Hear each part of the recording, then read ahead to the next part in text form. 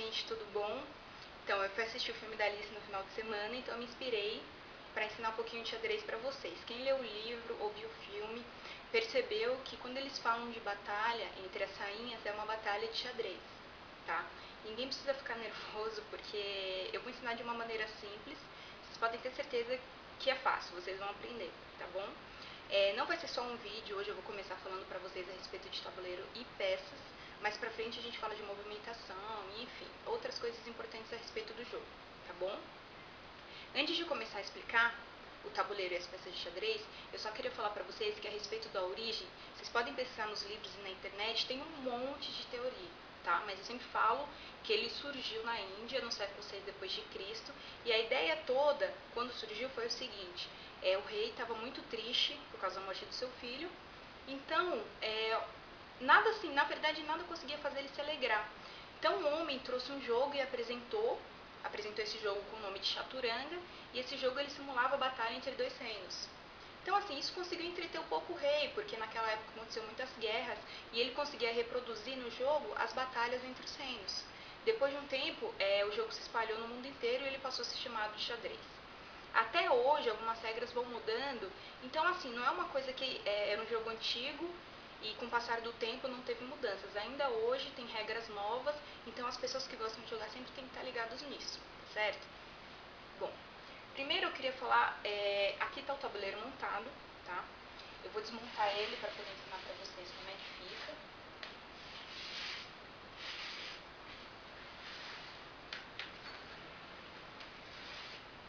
Pronto. Primeira coisa, o tabuleiro, vocês vão ver que é 8 por 8 casas, tá?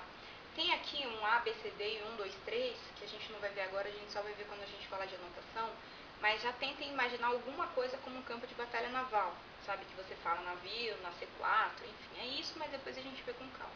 Tá, primeiro, o tabuleiro tem uma posição correta, e qual que é? Vamos sempre lembrar que a mão direita é casa branca. Como assim? Eu estou sentada aqui para jogar, tá vendo? Mão direita, casa branca. O meu adversário que vai estar sentado aqui, vai estar com a mão direita na casa branca. Como assim? Faz diferença? Faz. Por exemplo, se eu sentei nessa posição, minha mão direita na casa preta, mais pra frente o jogo vai dar tudo errado, tá? E assim, se você percebe no meio do jogo vai ser difícil, tem que começar tudo de novo, tá? Então, primeira coisa, mão direita, casa branca, eu posso começar a montar as minhas peças, tá? Vou começar com a torre, chegar bem pertinho pra vocês enxergarem. As torres a gente vai colocar, são duas torres brancas e duas torres pretas, tá? A gente vai pôr nas duas últimas casas, na última fileira, tá? Então, coloquei lá a torre branca e agora as torres pretas. Pronto. A torre tem um valor de 5 pontos.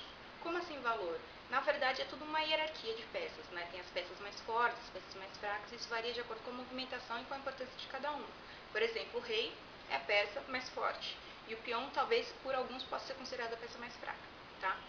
Depois da torre, vem os cavalos. Os cavalos têm um valor de 3 pontos, tá? Eles se posicionam do lado da torre e também são 2 cavalos brancos e 2 cavalos pretos, tá? O valor do cavalo é 3 pontos. Depois do cavalo, a gente tem o bispo, tá? Mesma coisa, 2 bispos brancos e 2 bispos pretos. Eles vão se posicionar do lado do cavalo. Agora sobraram 2 casas, casas brancas e casas pretas, e a gente tem 2 peças, que seria o rei, tá? E a dama. A forma certa de se falar não é rainha, gente, é dama, tá? Eu sei que é chato, no filme do Harry aparece ele falando rainha branca, blá blá, mas assim, o correto é dama, tá bom? Não sei se eu falei, mas o valor do bispo também é 3, igual ao do cavalo, tá? Então, como que a gente vai posicionar? Primeiro, os reis. Rei preto, sempre na casa branca. Rei branco, sempre na casa preta, tá bom? Aí me sobram 2 casas. Dama branca na casa branca e dama preta na casa preta. Pronto. Primeira fileira montada. Agora, a última peça que sobra pra gente é o peão, tá? Peão são 8 peões brancos e 8 peões pretos. Eles vão ficar na frente das outras peças, tá? Uma coisa que eu esqueci de falar é o seguinte: valor do rei e valor da dama. A dama tem o valor de 10 pontos, é considerada uma das peças mais fortes, aliás, a peça mais forte por causa da movimentação dela. E o rei, alguns livros falam que ele tem valor 4 e outros falam que ele tem valor infinito, por ser a peça mais importante do jogo. E eu sempre falo que tem valor infinito, tá? Porque valor 4 é justamente por causa da movimentação que é limitado, a gente vai ver mais pra frente. Mas enfim, fica a critério de vocês. Agora a gente posiciona os peões aqui. Peão tem valor 1, tá?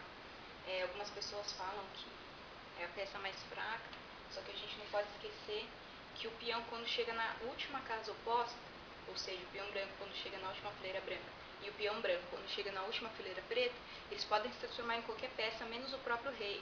Então, ele, podendo se transformar numa dama, ele acaba se transformando numa peça que seria mais forte. Tá? Bom, por hoje é só isso. Acho que já foi muita informação, né? Mas enfim, espero que vocês guardem posição do tabuleiro, nome, valor e posição das peças, para mais pra frente a gente continuar vendo a movimentação, tá bom?